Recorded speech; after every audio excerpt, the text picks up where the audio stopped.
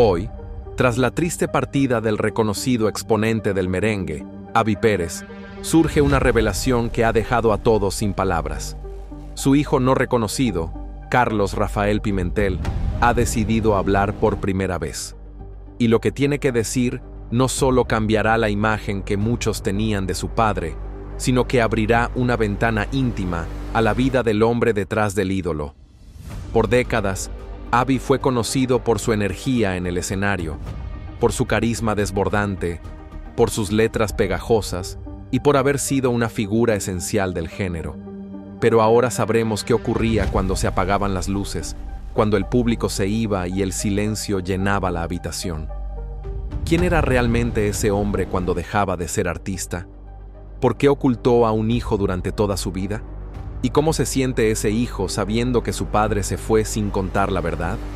Esta no es solo una historia de fama y música tropical. Es una crónica de heridas emocionales, de verdades escondidas, de caminos dolorosos, pero también de perdón y esperanza. Una historia que se remonta a mucho antes de las ovaciones y las giras. Y sí, vamos a hablar de Roberto Antonio Pérez Herrera, aquel joven que jamás imaginó que terminaría cantando. Él quería destacar en el béisbol. Su gran ilusión era llegar a las grandes ligas, pero un giro devastador lo obligó a dejar el guante para tomar un micrófono. Un accidente marcó su destino de forma irreversible. Tenía apenas 15 años cuando sufrió una tragedia que casi le cuesta la vida. Pasó 12 meses internado en un hospital, 30 días sumido en coma profundo. Al despertar, su cuerpo no respondía. No podía moverse. Había quedado totalmente inmóvil. Y entonces, todo cambió. Él mismo lo dijo con voz apagada pero clara. No pude ser pelotero. Lo dijo con una tristeza que caló profundo, como si esa confesión aún le doliera en los huesos.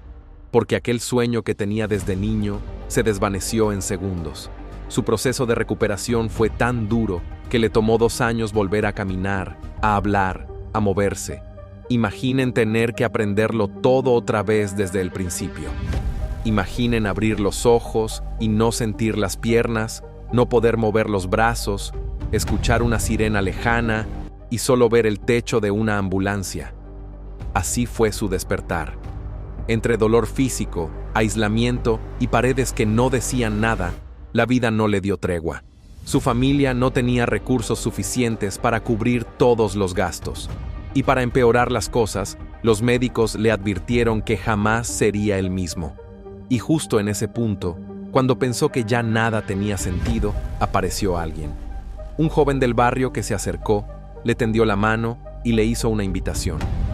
¿Quieres cantar en el coro de la iglesia? Una pregunta simple, un ofrecimiento pequeño, pero que terminó siendo una puerta hacia lo inesperado. Pausa un momento y pregúntate, ¿qué habrías hecho tú si estuvieras en esa situación? ¿Hubieras aceptado o hubieras dejado que el dolor te tragara? Él dudó. Tardó en decidirse, pero un día dijo sí, casi sin ganas, casi sin saber por qué. Y esa respuesta, tan sencilla, cambió su vida para siempre. Fue así como comenzó su verdadero renacimiento.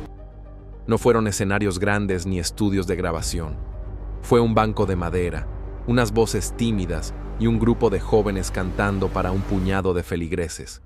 Pero allí, entre esas melodías inocentes, Roberto volvió a sentir algo parecido a la vida. Cada ensayo era una batalla ganada. Cada armonía era un paso hacia su sanación. Con el tiempo, dejó de ser solo una voz más del coro. Se convirtió en líder. Pasó de acompañar a dirigir. Y ese coro, que para muchos era solo un pasatiempo, se transformó en su tabla de salvación. Por primera vez sintió pasión real. Una emoción más fuerte que la que sentía jugando pelota. Y entonces, sin buscarlo, nació Avi Pérez. Pero volvamos al presente. Carlos Rafael, su hijo, había guardado silencio durante años. Lo veía desde lejos. Sabía que tenía su sangre, pero nunca pudo llamarlo papá frente al mundo. Hoy, con el corazón en la mano, nos cuenta su verdad, porque hay cosas que duelen tanto que solo se curan cuando se dicen: yo soy ese hijo, dice con voz firme, pero con un nudo en la garganta. Aquel que nunca fue reconocido. El que creció viendo a su padre triunfar, mientras él se preguntaba por qué no formaba parte de su vida. Carlos nos habla de un hombre con heridas profundas, con cargas invisibles, con un pasado que pesaba más de lo que nadie imaginaba. Nos comparte un recuerdo que lo marcó para siempre. Una conversación íntima, donde Abby confesó que nunca pudo cumplir su sueño de ser beisbolista, y lo dijo con una melancolía tan genuina que todavía le tiembla el alma al recordarlo.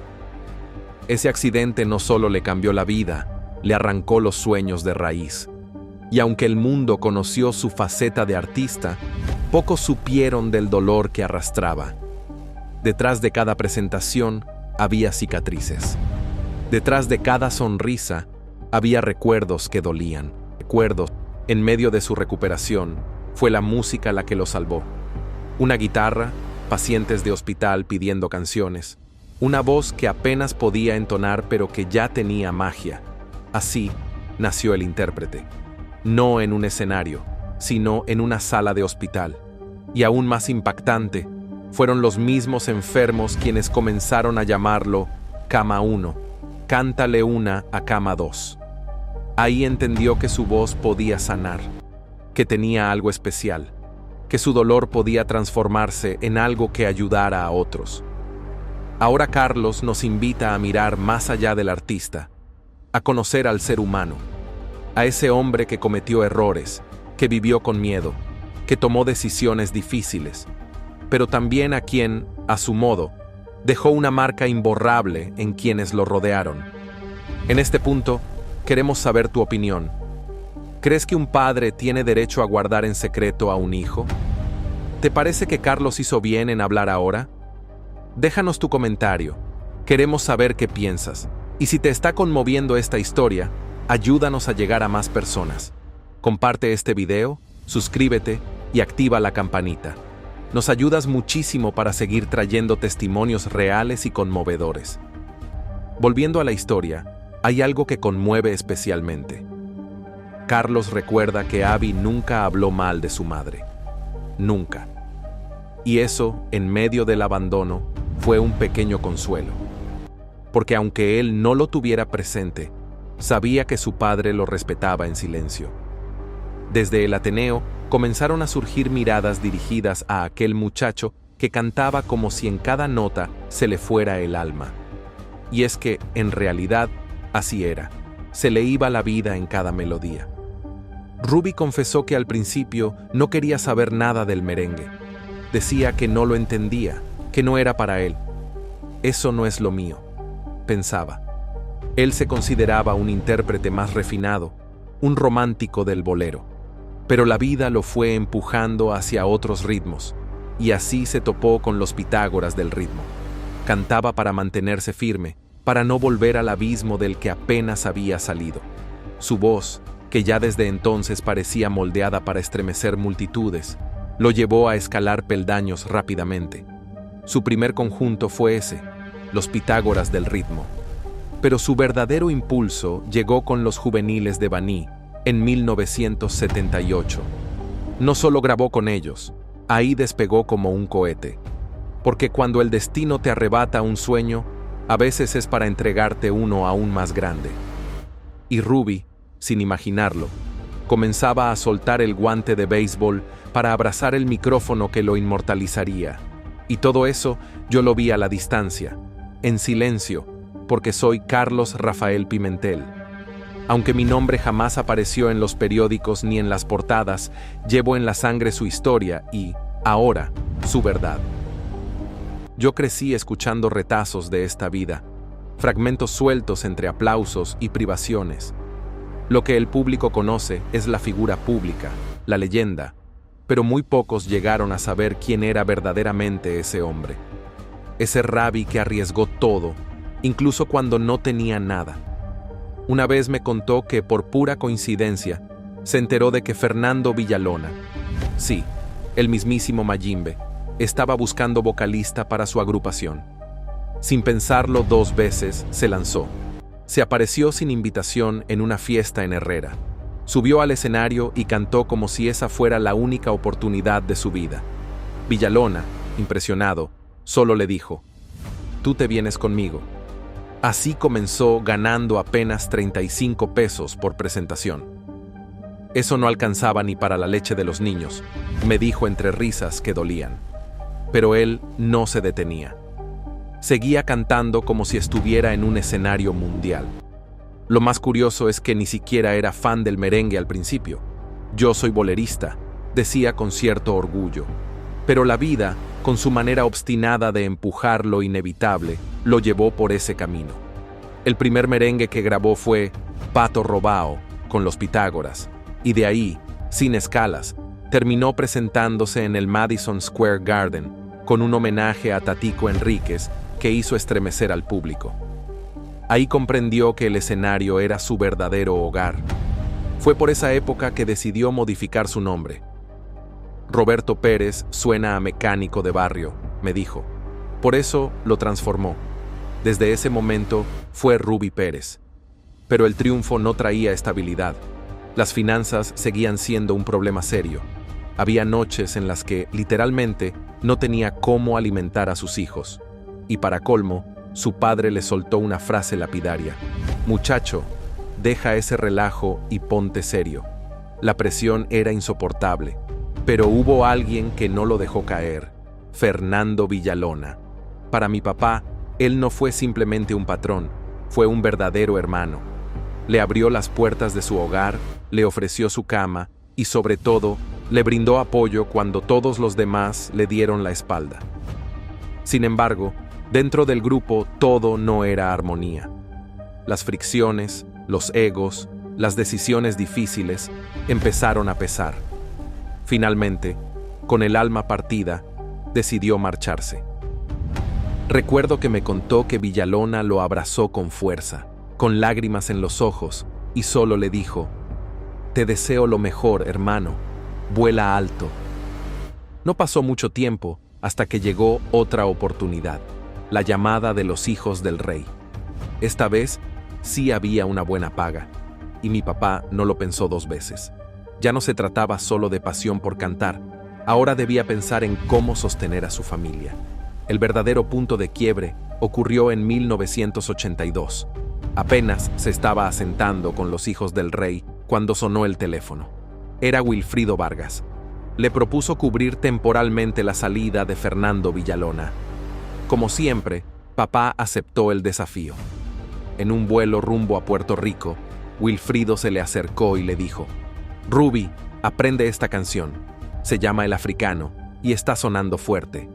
Durante una presentación en Colombia, Ruby la interpretó como si la hubiera ensayado 1000 veces. La gente enloqueció. Al día siguiente, Wilfrido le soltó la noticia: «Ya está grabada». En ese momento, mi padre entendió que ya no era un sustituto. Ahora era el presente y el porvenir del merengue. La canción sonó en la radio y explotó. En cuestión de días, pasó de ser el nuevo integrante de la banda al artista del que todos hablaban. La gente no solo tarareaba la melodía, la gritaban en las calles. Se volvió un himno. Y aunque muchos piensen que fue suerte o casualidad, lo cierto es que detrás de ese éxito había una historia que casi nadie conocía. En realidad, aquello fue una excepción, una especie de rebelión, porque Wilfrido Vargas tenía una norma inquebrantable: solo una canción por vocalista, nada de figuras que se creyeran más importantes que el conjunto. Pero con Ruby rompió su propia norma. «Tu papá fue de los más grandes que pasaron por mi orquesta», me confesó una vez el propio Wilfrido, y no lo dijo por compromiso. Mi padre registró 22 temas junto a él en 5 años. Nadie más logró eso. Era una máquina imparable, un volcán encendido cada vez que pisaba una tarima. Aunque, como suele pasar, todo lo que alcanza la cima también corre el riesgo de tambalear, porque no todo era aplausos ni luces de escenario. La popularidad desgasta, el cuerpo empieza a quejarse y el alma se agota. Tras una gira agotadora, mi padre estaba extenuado. No había descansado ni abrazado a sus hijos. Solo pedía un día, un respiro para volver a sentirse persona y no solo una garganta. Se acercó con humildad al maestro, con el alma en la mano. «Maestro, ¿puedo ir a casa? Acabamos de llegar, pero aún no he visto a mi familia». ¿Y qué le respondió Wilfrido? «Vete a descansar, pero por tiempo indefinido». Así, sin discursos, sin abrazos de despedida. Ese fue su adiós de la agrupación. Tenía apenas 200 pesos en los bolsillos y un panorama incierto. Le quitaron el escenario, pero no su esencia. Y como ocurre en las historias bien contadas, cuando todo parece derrumbarse, el destino te lanza una carta inesperada. Mientras él estaba en casa, sin rumbo fijo, ocurrió algo que cambió todo. Imagínate esto. Yo seguía llorando, recogí mis cosas y me marché. Nadie me dio respuesta. Esa misma noche, la esposa de Bienvenido Rodríguez, sí, el creador de Karen Records, regresaba de un viaje por España. Llevaba consigo un disco y una canción que olía a fenómeno. Primero se la ofrecieron a Jorge Gómez, quien la rechazó. Luego a Charly Aponte y también a Eddie Herrera, pero tampoco funcionó. Hasta que alguien preguntó: ¿y si se la damos a Ruby? Ahí, mi gente, el fuego volvió a prenderse. Lo que vino después ya forma parte de la historia dorada, pero también es una parte que solo yo puedo relatar. Porque si existe un tema que marcó un punto de quiebre en la vida de mi papá, ese fue Volveré. Y lo más increíble es que, al inicio, él no quería grabarlo. Tenía dudas, no estaba convencido del todo. Pero fue el maestro Ramón Orlando quien insistió con firmeza: «Serás mi estrella si tú me esperas». Por presión, papá aceptó el reto. «Ahora prepárate para esto». Cuando lo citaron al estudio, me contó que estaba hecho trizas, completamente afónico de tanto cantar, y preguntó algo como: «¿Cómo voy a grabar así? No tengo voz». Le respondieron: «No te preocupes, lo haremos al revés». Así, literalmente. Primero se grabaron los coros y luego la voz principal. Una técnica rarísima para la época, pero que funcionó. El 19 de diciembre soltaron Volveré en la radio y en apenas 3 días ya era un éxito nacional. No fue que gustó, fue que paralizó al país. Encendías cualquier emisora y ahí estaba la voz de mi papá resonando por todas partes. Como era de esperarse, Wilfrido no tardó en reaparecer. Se quedó boquiabierto con el éxito de la canción y fue a buscarlo. Pero claro, llegó con condiciones. «Ese tema no va en tu disco», dijo, porque Volveré no era de él, era de Ramón Orlando y de la disquera Karen Records. Y ahí fue donde se desató el conflicto real. Las tensiones entre Wilfrido, Bienvenido Rodríguez y mi padre se intensificaron. Como diría mi bisabuela, la cosa se puso bien fea. Wilfrido se alió con la disquera venezolana Sonográfica e intentó llevarse a Ruby con él, pero se topó con una piedra en el camino. Mi papá ya tenía contrato firmado con Karen Records. Legalmente, no había forma de moverlo. Bienvenido no perdió ni un minuto.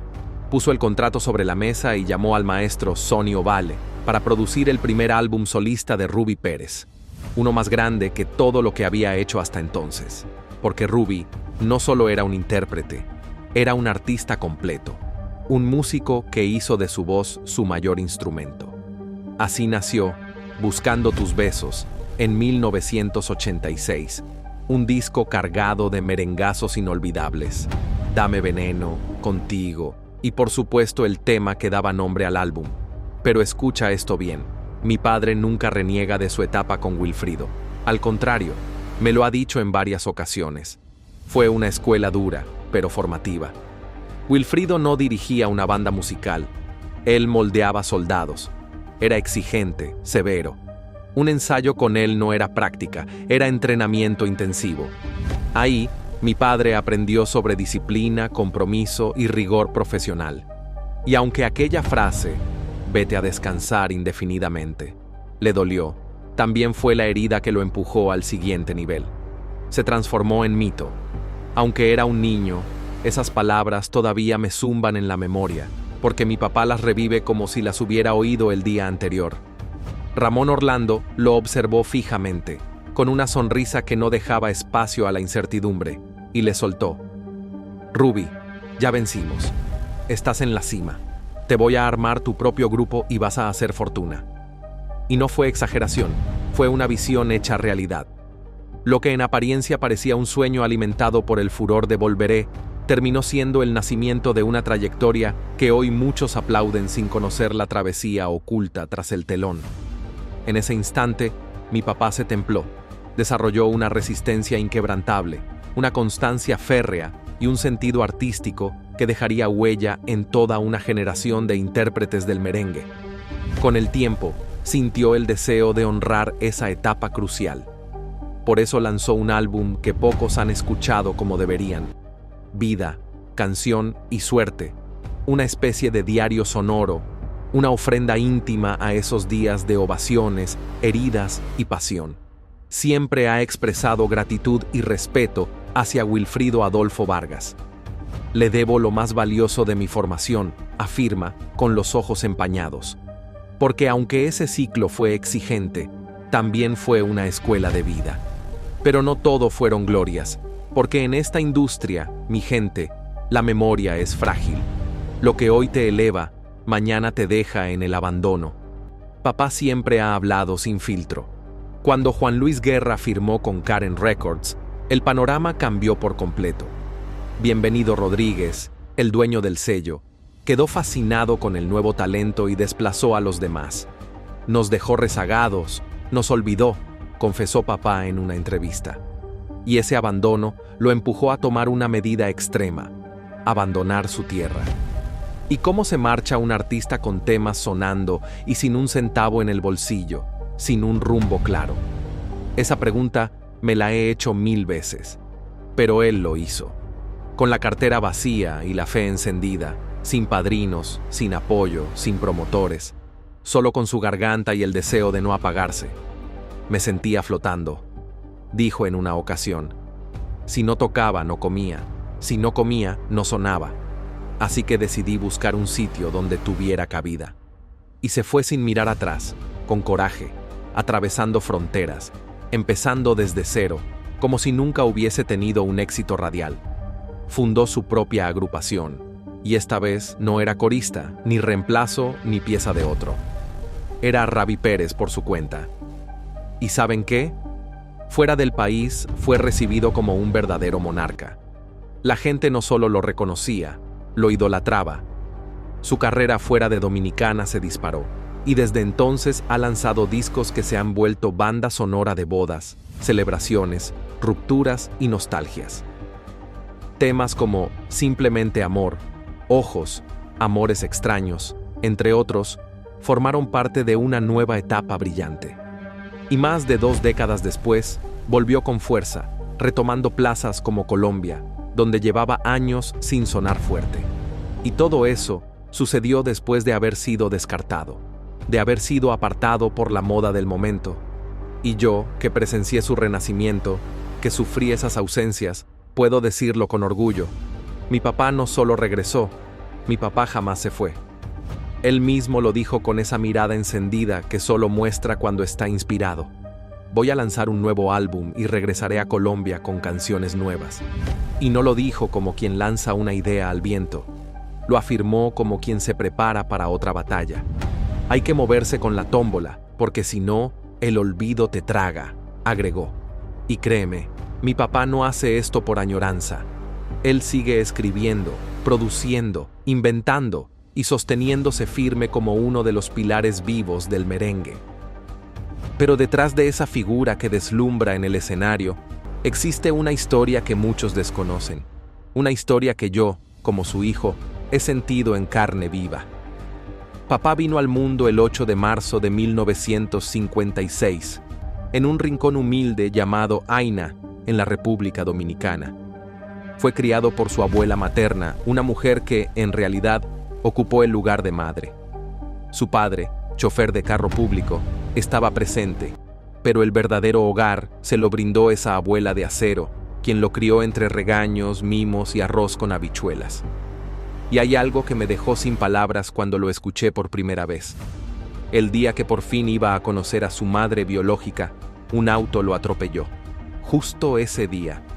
Un giro del destino que nadie vio venir, un accidente terrible que casi le arrebata la vida y que, sin saberlo, lo llevaría directo a la música.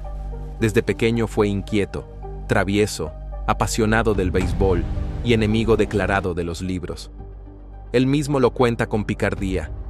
Mi abuela era analfabeta, ¿cómo iba a saber si hacía la tarea o no? Pero no solo la música lo marcó, el amor también. ¿Y de qué forma? A los 12 años ya se había enamorado de una joven llamada Inés Lizardo.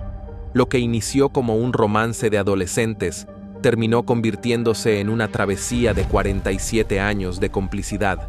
Juntos, formaron una familia con 4 hijos.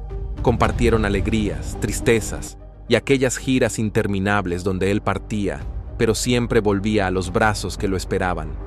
Pero que haya sido una historia de amor no significa que papá haya sido un hombre perfecto. Él mismo lo ha reconocido. Tuvo 7 hijos en total, 5 niñas y 2 varones. Uno de esos hijos soy yo, nacido fuera del matrimonio. Y lo más asombroso de todo es que Inés, su compañera de vida, lo aceptó.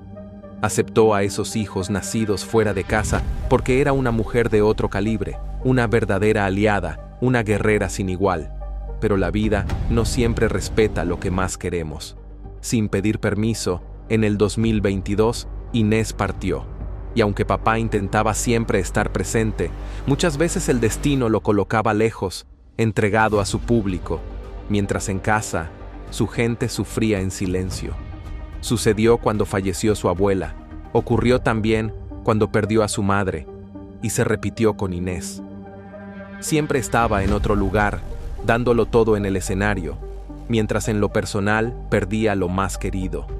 Inés luchó contra el cáncer de mama, con una entereza que hasta hoy nos deja sin aliento. Y aunque papá deseaba quedarse junto a ella, fue ella misma quien lo impulsó a seguir adelante con su carrera. No abandones tu camino por mí, le pidió. Pero todos sabemos que desde ese momento algo dentro de él cambió de forma irreversible. Desde que ella se fue, su canto ya no es el mismo. Ahora canta con más profundidad, con el alma en carne viva, con ese dolor que solo entiende quien ha amado de verdad. Por eso este nuevo álbum no solo representa su regreso a Colombia, sino también su reencuentro con su esencia, con lo que queda cuando el escenario se apaga y el corazón queda expuesto. Porque detrás del personaje hay un ser humano, y detrás del ídolo, un hombre con el alma hecha pedazos. Y como hijo, lo puedo afirmar con total certeza. Lo que mi padre ha hecho por el merengue es inmenso, pero lo que ha soportado por amor no tiene comparación. Yo lo he visto quebrarse por dentro, pero nunca lo vi tan devastado como el día en que se fue Inés. Le dolieron muchas pérdidas, la de su madre, la de su padre, pero la de ella fue como si le arrancaran el alma sin anestesia. Me lo confesó un día, con la mirada perdida. Inés era todo para mí. Estuvimos juntos desde los 12 años, una vida entera. ¿Sabes lo que significa eso? Y no lo dijo con dramatismo, sino desde un amor profundo, el que resiste a los errores, al tiempo, a las ausencias y a los focos. Un amor que no se encuentra 2 veces. A pesar del vacío, mi viejo nunca se dejó vencer del todo, porque cuando la vida lo golpeó con dureza, él le respondió con melodías. Cuando la pena lo tumbó, se subió al escenario y la convirtió en canción. Y el mundo lo reconoció. Porque no hablamos de cualquier artista, estamos hablando de una institución viva. Premios Casandra, discos de oro, de platino, galardones internacionales, homenajes que no se regalan, se ganan con sudor. Y papá los ganó todos, uno a uno, nota tras nota. El público lo conoce como la voz más poderosa del merengue, pero quienes lo hemos visto en la intimidad sabemos que su fuerza no solo está en su garganta, sino en su historia, en cómo resistió, en cómo amó, en cómo perdió, y aún así siguió entregando lo mejor de sí. Nunca ha sido de los que se llenan la boca hablando de su éxito. Siempre que alguien le pregunta cómo lo logró, baja la mirada y dice: le agradezco a todos los que me enseñaron algo, y sobre todo, a Dios por mantenerme en pie. Esa humildad es genuina, no una pose, porque ha vivido mucho, ha perdido demasiado, y aún así, sigue caminando con una sonrisa que no es de espectáculo, es de gratitud. Y hoy, que se acerca su cumpleaños, yo quiero que el mundo sepa quién es verdaderamente Rabbi Pérez. No solo el cantante, sino el ser humano, el que ha amado con locura, el que ha sufrido en silencio, el que ha triunfado sin hacer alarde, y el que hoy puede decir con el alma en la mano: tengo lo que necesito y lo llevo en el corazón. Gracias por recorrer con nosotros este camino lleno de emociones, música y verdad. Gracias por descubrir la historia de una de las voces más grandes que ha dado el merengue, Rabbi Pérez. Si esta historia te tocó el alma o te dejó reflexionando, no olvides regalarnos un like, suscribirte al canal y activar la campanita para que no te pierdas ninguno de estos relatos que merecen ser escuchados. Y cuéntanos en los comentarios, ¿qué parte de esta historia te conmovió más? ¿Te esperabas esa revelación sobre su hijo fuera del matrimonio? Queremos leerte, tropicalero de corazón. Nos reencontramos en la próxima entrega. Hasta entonces, mi gente hermosa, y que viva el merengue.